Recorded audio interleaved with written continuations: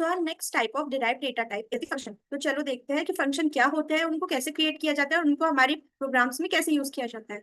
So first function क्या होता है, तो सी प्रोग्रामिंग में या फिर किसी भी प्रोग्रामिंग में फंक्शन यूज आता है। तो फंक्शन होता है एक ब्लॉक ऑफ कोड जो कि एक ऑर्गेनाइज्ड वे में लिखा जाता है और एक रीयूजेबल कोड होता है। ऑर्गेनाइज्ड वे में लिखा जाता है मतलब कोई भी एक पर्टिकुलर एक्शन परफॉर्म करने के लिए जो स्टेटमेंट्स, जो कंडीशंस, जो लूप्स हम यूज करते हैं, जो स्टेटमेंट्स हम यूज करते हैं, जो लॉजिक हम यूज करते हैं, वो एक ऑर्गेनाइज्ड वे में लिखा जाता है। वो हम फंक्शन में लिखते हैं। रीयूजेबल कोड, फंक्शन एक रीयूजेबल कोड होता है। मीन्स फंक्शन को हम एक प्रोग्राम में वन और more than one time use कर सकते हैं जब भी हमको रिक्वायरमेंट हो। Now parts of functions. Parts of functions क्या होते हैं? The general form of function definition in C programming is as follows.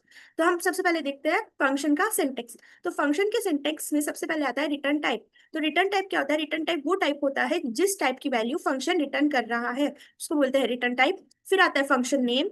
Function name, जो भी हम फंक्शन को नेम देते हैं वो नेम। पैरामीटर लिस्ट आती है, जो भी हम आर्ग्यूमेंट्स फंक्शन में पास करना चाहते हैं वो आते हैं पैरामीटर लिस्ट में। फिर कर्ली ब्रेसेस के अंदर आ जाती है फंक्शन की बॉडी। इसको और एक्सप्लेन तरीके से पढ़ते हैं कि हम ये इसमें जो भी टर्म्स यूज हुए। तो फर्स्ट रिटर्न टाइप क्या होता है? रिटर्न टाइप क्या होता है? फंक्शन में रिटर्न अ वैल्यू। अगर हमने कोई फंक्शन बनाया है तो स्पेसिफिकली वो कोई एक वैल्यू रिटर्न करेगा। अब वो वैल्यू जिस डेटा टाइप की होगी, मीन्स जो वो वैल्यू रिटर्न करेगा उसका जो भी डेटा टाइप होगा वो होगा फंक्शन का return type. Some functions perform the desired operation without returning a value. कुछ फंक्शंस जो भी ऑपरेशंस परफॉर्म करते हैं तो उनकी कोई वैल्यू रिटर्न नहीं होती, वो कोई वैल्यू रिटर्न नहीं करते। उस केस में उनका रिटर्न टाइप हो जाता है कीवर्ड वॉइड, जो कि हमने पढ़ा था कि अगर कोई फंक्शन कोई वैल्यू रिटर्न नहीं करता तो वहां पे हम वॉइड यूज करते हैं। वॉइड मतलब एम्प्टी होता है। तो फंक्शन जब कोई वैल्यू रिटर्न नहीं करता तो वहां पे यूज आता है वॉइड। नेक्स्ट फंक्शन नेम क्या होता है? सो फंक्शन नेम होता है actual name of the function. हम फंक्शन का जो भी एक्चुअल नेम लिखते हैं वो आता है फंक्शन नेम में। Function name and parameter lists together constitute the function signature. जो हमने सिंटेक्स पढ़ा फंक्शन नेम और उसके आगे जो हम ब्रैकेट में पढ़े पैरामीटर लिस्ट, इन दोनों को एक साथ मिलाकर बोलते हैं function signature. Next argument list क्या होती है? आर्गुमेंट लिस्ट बेसिकली पैरामीटर्स जो हम फंक्शन में पास करते हैं, जो भी पैरामीटर लिस्ट होती है उसको ही आर्गुमेंट लिस्ट बोलते हैं। When function is invoked, mean जब भी कोई फंक्शन इन्वोक होता है, जब भी कोई फंक्शन कॉल किया जाता है, you pass a value as a parameter. हम उसमें वैल्यू पास करते हैं पैरामीटर की। जब भी हम किसी फंक्शन में या फिर किसी मेन फंक्शन में या अदर फंक्शन में किसी भी फंक्शन को कॉल करते हैं तो उसमें हम जो वैल्यू पास करते हैं उसको बोलते हैं parameter. This value is refer to as actual parameter और आर्ग्यूमेंट। जब भी हम फंक्शन को कॉल करते हैं ना तो उसमें जो वैल्यू आती है ना, जो हम फंक्शन में पास करना चाहते हैं वो होता है पैरामीटर्स और उसको बोलते हैं actual parameter. The parameter list refer to the type, order and number of parameters of the functions. Parameters are optional. एक फंक्शन में अगर हम पैरामीटर लिखना चाहते हैं तो लिख सकते हैं, नहीं लिखना चाहते तो it's okay. It is not important to write the parameters all the times. अगर हम फंक्शन में पैरामीटर नहीं लिखना चाहते तो हम उसको स्किप भी कर सकते हैं। दैट इज अ फंक्शन में कंटेन नो पैरामीटर। तो फंक्शन बॉडी क्या होती है? फंक्शन बॉडी क्या होती है? Contains the collection of statement. Basically function declaration तो हमने पढ़ लिया, लेकिन फंक्शन की बॉडी में क्या होता है? फंक्शन की बॉडी में होता है collection of statements. Means function में मल्टीपल स्टेटमेंट्स लिखी जाती है या मल्टीपल कंडीशंस लिखी जाती है, या फंक्शन के अंदर भी फंक्शन लिखा जा सकता है, किसी भी फंक्शन को कॉल किया जा सकता है। That defines what the function does. तो कलेक्शन ऑफ स्टेटमेंट्स होती है, वो डिफाइन करती है कि जो हमारा फंक्शन जो हमने बनाया है उसका पर्पस क्या है, वो फंक्शन क्या परफॉर्म कर रहा है, वो फंक्शन किस पर्पस के लिए बनाया गया है, उस फंक्शन को कॉल करने से क्या एग्जीक्यूट हो रहा है। Next is function declaration. तो फंक्शन डिक्लेरेशन क्या होता है? Function declaration tells the compiler about the function name and how to call the function. Function declaration basically उतनी ही स्टेटमेंट होती है जिसमें से फंक्शन नेम होता है और वो फंक्शन कैसे कॉल हो रहा है ये पता चलता है। The actual body of the function can be defined separately. Function declare करने के साथ हम उसको इनिशियलाइज नहीं करते, उसकी बॉडी अलग से डिफाइंड होती है। ओनली फंक्शन नेम, उसका रिटर्न टाइप और उसके पैरामीटर्स कॉन्स्टिट्यूट होते हैं, वही होता है फंक्शन डिक्लेरेशन। इसका सिंटेक्स देखते हैं। Only return type, function name and parameter list terminated bye semicolon. इसको बोलते हैं हम फंक्शन। जब भी हम फंक्शन को डिक्लेयर करते हैं तो वो सेमीकोलन लगाना इंपॉर्टेंट होता है, लेकिन अगर हम डिक्लेरेशन के साथ इनिशियलाइजेशन भी करते हैं तो वहां पे सेमीकोलन लगाना सही नहीं होता, वो एरर बताता है। So for the above defined function max the function declaration is as follows. तो हमने जो अभी सिंटेक्स पढ़ा उस सिंटेक्स की बेसिस पे हमने एक फंक्शन डिफाइन किया है मैक्स। उसका एग्जांपल देखते हैं। इंट। इंट है हमारा रिटर्न टाइप, मीन्स हमारा जो फंक्शन है जो वैल्यू रिटर्न करेगा वो इंटीजर टाइप की होगी। फिर मैक्स है हमारा name of the function, means max हमारा फंक्शन का नेम है, और इंट num1 और इंट num2 है हमारे दो पैरामीटर जो कि हम फंक्शन में यूज करने वाले हैं। और बाद में आ गया सेमीकोलन। तो ये था हमारा फंक्शन डिक्लेरेशन का एग्जांपल।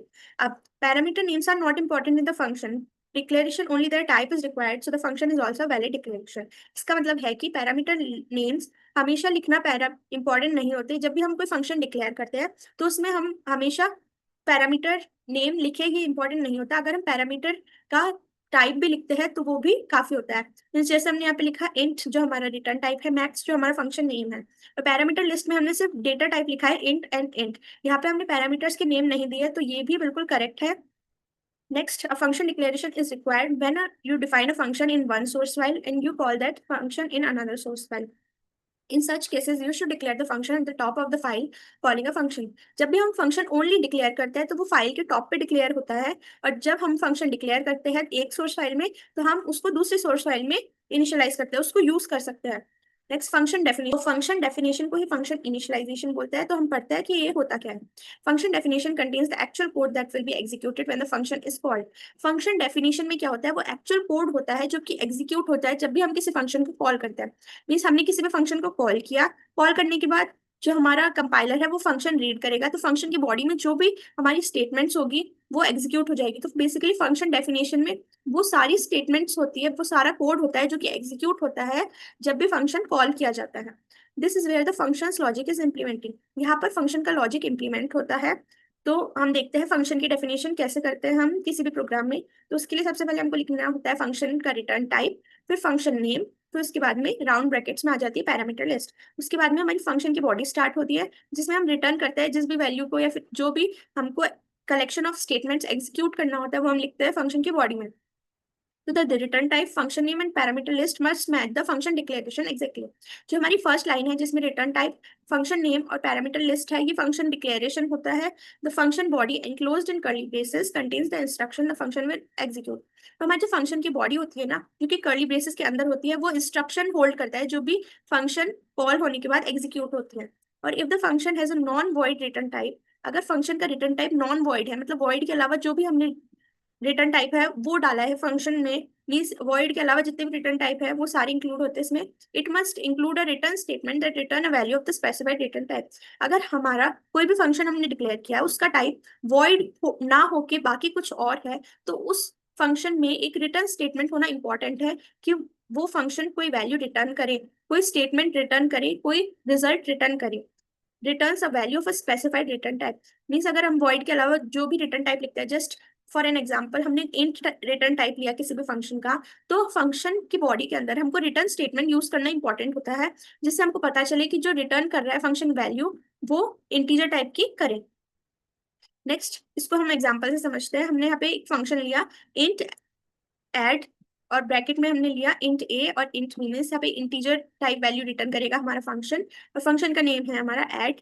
फिर हमने पैरामीटर लिस्ट में लिए दो वेरिएबल्स जो कि इंटीजर टाइप के हैं, इंट ए और इंट बी। अब फंक्शन की बॉडी में देखते हैं, फंक्शन की बॉडी में क्या आता है, इंट सम। हमने एक और वेरिएबल डिक्लेयर किया बॉडी में, फंक्शन की बॉडी में जो हमारा वेरिएबल है सम, उसको हमने इनिशियलाइज किया a प्लस बी। मीन्स हमारा फंक्शन कॉल होने के बाद जो भी हमारी वैल्यू यहाँ पे a और b में आएगी वो ऐड होके स्टोर होगी सम नाम के वेरिएबल में, और ये फंक्शन रिटर्न करेगा सम नाम के वेरिएबल को।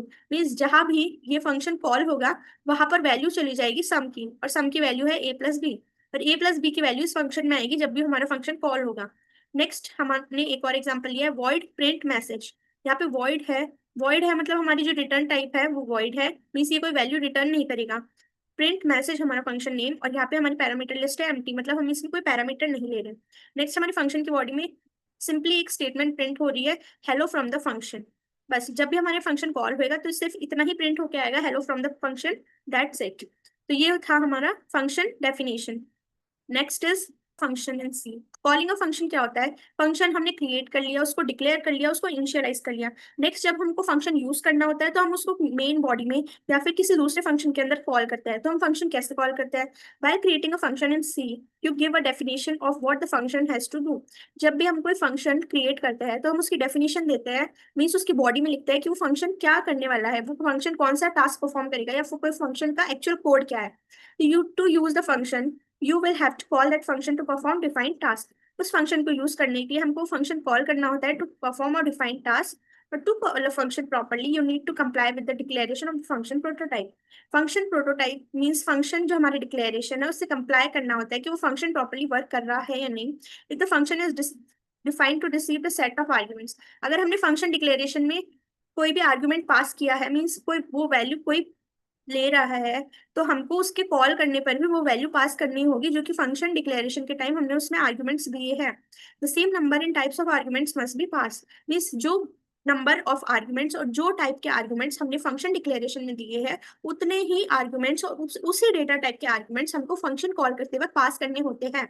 When a function is defined with argument, जब भी हम कोई फंक्शन डिफाइन करते हैं जिसमें आर्ग्यूमेंट्स होते हैं, जो हमने अभी ऊपर एक फंक्शन डिफाइन किया इंटीजर ऐड नाम से, जिसमें हमने दो आर्गुमेंट्स दिए इंट ए और इंट बी। तो हम फंक्शन में के मेन फंक्शन में जब भी ये फंक्शन कॉल करेंगे ऐड नाम का, तो हमको कर्ली ब्रेसेस में इन दोनों की वैल्यू देनी होगी जो कि इनकी एक्चुअल वैल्यू होगी वो। The argument in front of the function name are called formal arguments. Function define करते वक्त जो उसके आगे आर्गुमेंट्स होते हैं उसको फॉर्मल आर्गुमेंट्स बोलते हैं, और फंक्शन कॉल करते वक्त उसके आगे जो आर्गुमेंट्स की एक्चुअल वैल्यू होती है उसको एक्चुअल आर्गुमेंट्स बोलते हैं। So when a program calls a function, जब भी प्रोग्राम में फंक्शन कॉल किया जाता है, the program control is transferred to the called function.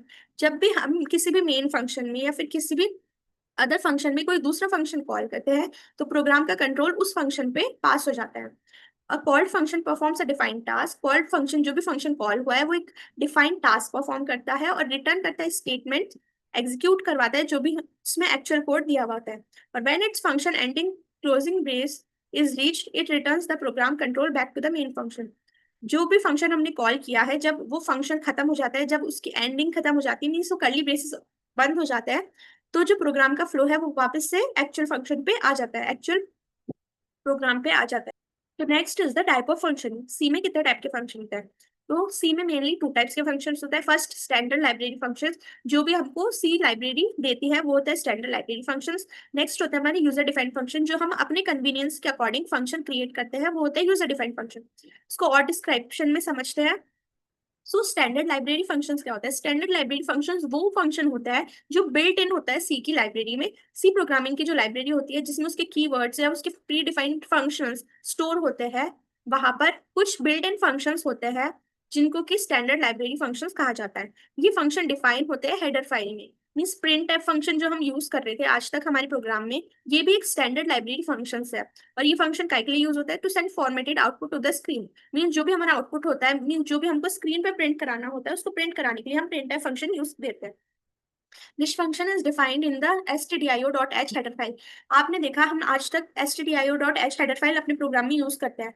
तो हम क्यों यूज करते हैं? क्योंकि प्रिंट एफ जो फंक्शन है वो इस हेडर फाइल में डिफाइन होता है, इसलिए हम ये यूज करते हैं। प्रिंट एफ के अलावा और भी बहुत सारे फंक्शंस हैं जो stdio.h हेडर फाइल में डिफाइंड है, इसलिए ये फाइल हम अपने प्रोग्राम में मेनली यूज करते हैं। Hence, to use the printf function, we need to include the stdio.h header file using #include stdio.h।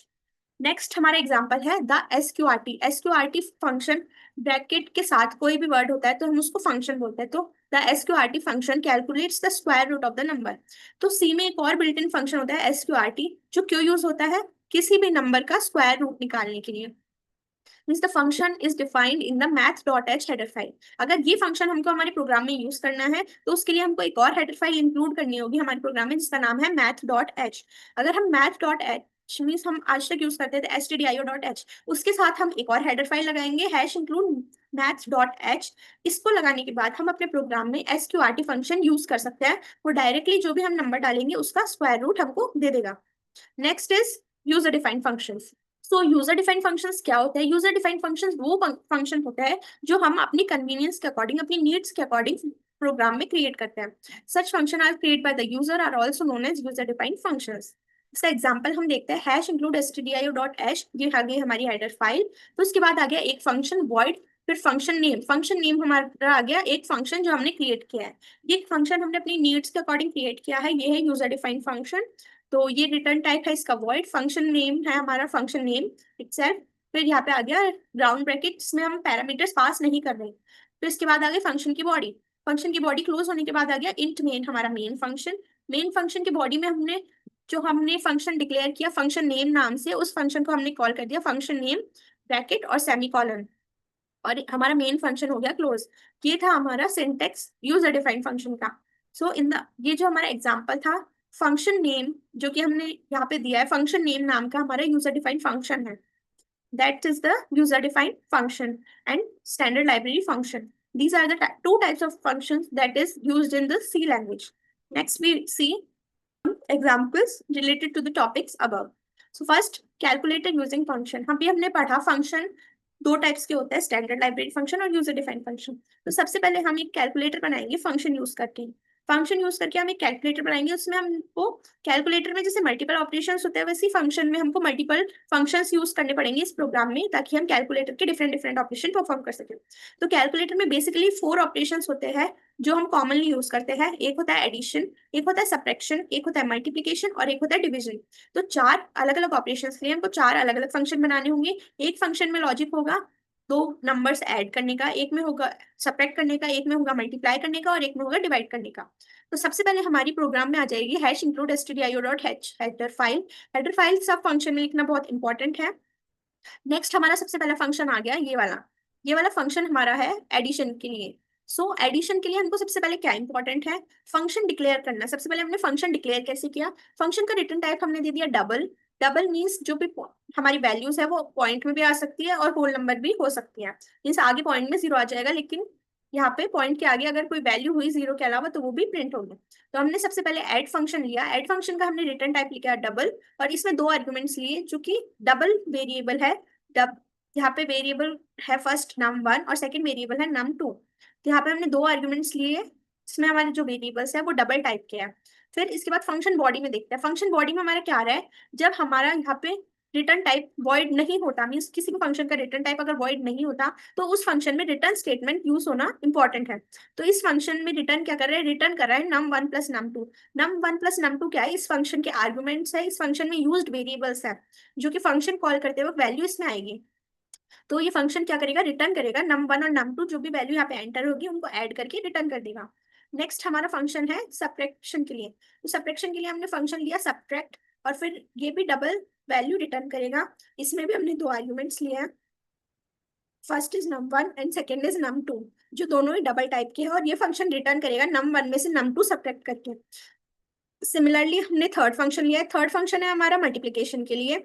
Multiplication में क्या होगा, ये सेम डबल वैल्यू रिटर्न करेगा। नेक्स्ट इसमें 2 आर्गुमेंट्स है, दोनों डबल टाइप के वेरिएबल्स है num1 और num2।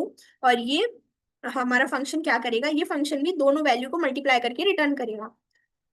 नेक्स्ट हमारा फोर्थ फंक्शन है डिवाइड के लिए। डिवाइड के लिए भी हमने रिटर्न टाइप लिया है फंक्शन का डबल, इसमें हमने 2 आर्गुमेंट्स पास किया है सेम डबल टाइप के num1 और num2। अब देखते हैं इसकी बॉडी में क्या है। सबसे पहले इफ num2 जो भी num2 हमारा है अगर वो 0 के इक्वल नहीं है, मीन्स अगर हमारा num2 ऑफ कोर्स जब हम डिवाइड करेंगे num1 को num2 से, तो अगर हमारा num2 0 होगा तो 0 से डिवीजन तो पॉसिबल नहीं है। तो हमारे इफ स्टेटमेंट में हमने डाला कि हमारा num2 अगर 0 के इक्वल नहीं है, मीन्स कोई भी नंबर अगर डिनोमिनेटर में है और वो 0 के इक्वल नहीं है तो ही एक वैलिड आंसर आएगा। तो हमारा अगर num2 0 के इक्वल नहीं है तो उसमें कंडीशन में हमारा रिटर्न हो जाएगा num1 डिवाइड बाय num2, क्योंकि num2 आया हमारे डिनोमिनेटर में। लेकिन अगर num2 0 हुआ तो इफ वाली कंडीशन अगर हमारी फॉल्स हो गई तो एल्स वाली एग्जीक्यूट हो गई। तो एल्स में क्या आएगा, सबसे पहले प्रिंट होगा error divisible by 0 is not allowed. यहाँ पे एरर प्रिंट हो जाएगा कि डिवीजन बाय 0 अलाउड नहीं है और ये रिटर्न कर देगा 0, मीन्स आंसर में 0 आ जाएगा। ये हमारा एल्स ब्लॉक हो गया फिनिश। नेक्स्ट हमारा फंक्शन हो गया फिनिश। नेक्स्ट हमारा आएगा मेन फंक्शन। तो इंट मेन में सबसे पहले क्या आएगा, यहाँ पे हम मेन फंक्शन की बॉडी स्टार्ट करते हैं, उसके बाद हमें कैरेक्टर टाइप वेरिएबल डिक्लेयर करता है। इस वेरिएबल में क्या होगा, कैरेक्टर टाइप वेरिएबल का हमारा नाम है ऑपरेटर। फिर उसके बाद हमने 3 वेरिएबल डिक्लेयर किए डबल टाइप के num1 num2 और एक रिजल्ट। फिर हमने प्रिंट करा दिया एंटर द ऑपरेटर, मीन जो भी हमको ऑपरेशन परफॉर्म करना है उसका ऑपरेटर एंटर करो इन चारों में से, क्योंकि हमने इन चारों के ही फंक्शन यूज किए हैं। नेक्स्ट स्कैनफ %c से एम्परसेंट ऑपरेटर, मीन्स ऑपरेटर नाम के वेरिएबल पे जो भी एंट्री होगी वो ऑपरेटर नाम के वेरिएबल के एड्रेस पर चली जाएगी। तो हमारे यहाँ पे स्कैनफ में %c आया है to input the operator symbol. Next हमने ऑपरेटर तो डाल दिया, फिर उसके बाद क्या होगा, एंटर 2 वैल्यूज, 2 वैल्यू भी एंटर करनी होगी जिसपे हमारा ऑपरेशन परफॉर्म होगा। तो हमने यहाँ पे डायरेक्टली 2 वैल्यू एंटर कराई है %lf, क्योंकि हमारी जो num1 और num2 है वो डबल टाइप की है। तो यहाँ पे आएगा %lf मीन्स लॉन्ग फ्लोट, और यहाँ पे दोनों वैल्यू चल जाएगी एड्रेस ऑफ num1 और num2 के एड्रेस पे चली जाएगी।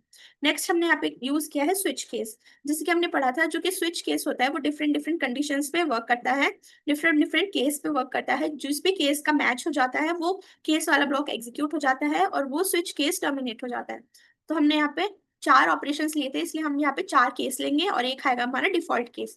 तो सबसे पहला केस है हमारा प्लस साइन का। अगर हमने ऊपर जो एंटर द ऑपरेटर की एंट्री में अगर हमने प्लस साइन डाला है, क्योंकि यहाँ पे स्विच हम परफॉर्म कर रहे हैं ऑपरेटर नाम के वेरिएबल पे, तो अगर हमने केस वाली एंट्री यहाँ पे अगर हमारी प्लस हुई, मीन्स ऑपरेटर के एड्रेस पर अगर हमने प्लस सिंबल डाला है, तो वो रिजल्ट की वैल्यू क्या कर देगा, रिजल्ट भी हमारा यहाँ पे एक वेरिएबल है जो कि डबल टाइप का है। अगर हमने ऑपरेटर प्लस डाला है तो रिजल्ट की वैल्यू हो जाएगी add num1 comma num2, means यहाँ पे एक फंक्शन जो हमने बनाया था ऐड नाम का, वो फंक्शन कॉल हो जाएगा और फंक्शन वैल्यू रिटर्न कर देगा। तो ऐड फंक्शन हमारी क्या वैल्यू रिटर्न कर रहा है, ऐड फंक्शन हमारी वैल्यू रिटर्न कर रहा है num1 प्लस num2। मीन्स अगर ये फंक्शन कॉल हो जाएगा, एडिशन वाला ऑपरेटर डल जाएगा ऑपरेटर की जगह, तो ये फंक्शन कॉल हो जाएगा, ये फंक्शन कॉल हो जाएगा तो रिटर्न हो जाएगी वैल्यू num प्लस num2।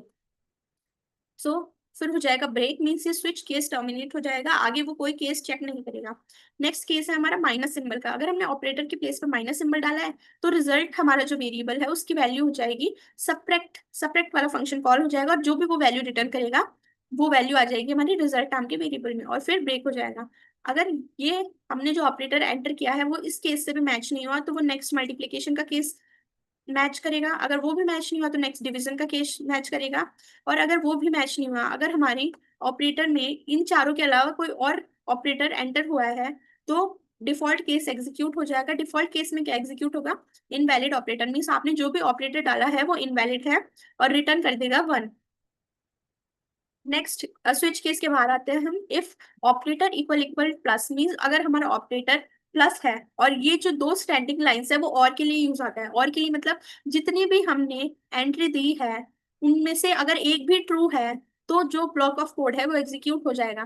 तो यहाँ पे हमने खूब सारी कंडीशंस दी हुई है कि अगर हमारा ऑपरेटर प्लस है और या तो हमारा ऑपरेटर माइनस है और या तो हमारा ऑपरेटर मल्टीप्लाई है और या तो हमारा ऑपरेटर डिवाइड है और num2 नॉट इक्वल्स टू 0 और num2 की वैल्यू 0 की इक्वल नहीं है, तो ये ब्लॉक ऑफ कोड एग्जीक्यूट हो जाएगा। यहाँ पे हमने चार कंडीशन दी है जिनमें से एक भी ट्रू हुई तो ये ब्लॉक ऑफ कोड एग्जीक्यूट हो जाएगा, लेकिन जो हमारी फोर्थ कंडीशन है ना वो टू, वो भी एक कंडीशन से मिलकर बनी है, मीन्स और कंडीशन में और यूज करके हमने चार कंडीशन दी है। फोर्थ कंडीशन में भी एंड ऑपरेटर यूज हुआ है जो कि टू कंडीशन, अगर दोनों कंडीशन ट्रू हुई जब ही एग्जीक्यूट होगा। तो फोर्थ वाली कंडीशन हमारी है अगर हमारा ऑपरेटर डिवाइड है और साथ में, मीन्स दोनों ट्रू होने चाहिए, मतलब हमारा ऑपरेटर डिवाइड है और num2 0 के इक्वल नहीं है, जब ही ये ब्लॉक ऑफ कोड एग्जीक्यूट होगा। तो हमारा अगर ये ट्रू हुई तो हमारे ब्लॉक ऑफ कोड में क्या एग्जीक्यूट होगा, प्रिंट होगी रिजल्ट। जो भी हमारे रिजल्ट में वैल्यू आएगी अगर इन चारों में से सिंबल है तो ये चारों रिजल्ट को अपनी अपनी एक एक सेपरेट वैल्यू दे देंगे। इन चारों में से जो भी एग्जीक्यूट होगा तो हमारे रिजल्ट के पास एक वैल्यू आ जाएगी। रिजल्ट हमारा प्रिंट हो जाएगा %.2lf, means two long float, means जो हमारा रिजल्ट है वो फ्लोटिंग टाइप में आएगा और 2l मीन्स जो डेसिमल है उसके बाद में टू नंबर्स आएंगे, फिर उसके बाद में स्लैश एंड मीन्स जो भी है वो नेक्स्ट लाइन में प्रिंट होगा इसके बाद वाली स्टेटमेंट, और यहाँ पे %2lf की जगह प्रिंट होगा रिजल्ट की वैल्यू, मीन्स रिजल्ट नाम के वेरिएबल में जो भी वैल्यू होगी वो %2lf में प्रिंट हो जाएगी। नेक्स्ट हमारा आ जाएगा return 0 to return the output. अब इसका आउटपुट देखते हैं। सबसे पहले हमने एंट्री ली थी ऑपरेटर की, सो एंटर द ऑपरेटर, जो भी हमको ऑपरेटर चाहिए इन चारों में से तो हमने एंटर कर दिया एडिशन। एडिशन एंटर करने के बाद हमारा था एंटर टू नंबर्स, हमको टू नंबर एंटर करने हैं, तो हमने टू नंबर्स एंटर की, स्पेस से भी एंटर कर सकते हैं हम टू नंबर्स को अलग अलग कर सकते हैं और हम एंटर बटन क्लिक करके भी टू नंबर्स को अलग अलग एंटर कर सकते हैं। तो हमने यहाँ पे दो नंबर की एंट्री ली है 80 और स्पेस फिर 7, ये हमारी होगी दो नंबर की एंट्री। अब हम जैसे ही एंटर करेंगे वैसे ही वो लास्ट वाली स्टेटमेंट रिजल्ट की वैल्यू प्रिंट कर देगा। तो रिजल्ट में वैल्यू आएगी कैसे, स्विच केस के थ्रू, जिस भी केस से ऑपरेटर मैच होगा वो रिजल्ट को अपनी अपनी अलग अलग डिफरेंट टाइप से वैल्यू दे देगा थ्रू डिफरेंट फंक्शंस, और हमारी रिजल्ट की वैल्यू आ जाएगी 2lf, means two long float में, मीन्स हमारी रिजल्ट है वो एक फ्लोटिंग पॉइंट नंबर है और 2lf मतलब टू नंबर्स लॉन्ग है। इस डेसिमल के बाद हमारे पास यहाँ पे टू नंबर्स है 0 एंड 0, तो ये था हमारा टू लॉन्ग फ्लोट, तो रिजल्ट आ गया हमारा फ्लोटिंग टाइप में। This is the function to create a calculator. So that's all for the today's class. If you have any doubt, you can ask us in the comment section. Practice more and more questions and stay connected for more updates and more videos related to C programming and other BCA courses. Thank you for watching. We will meet soon in our next lecture. Till then, goodbye.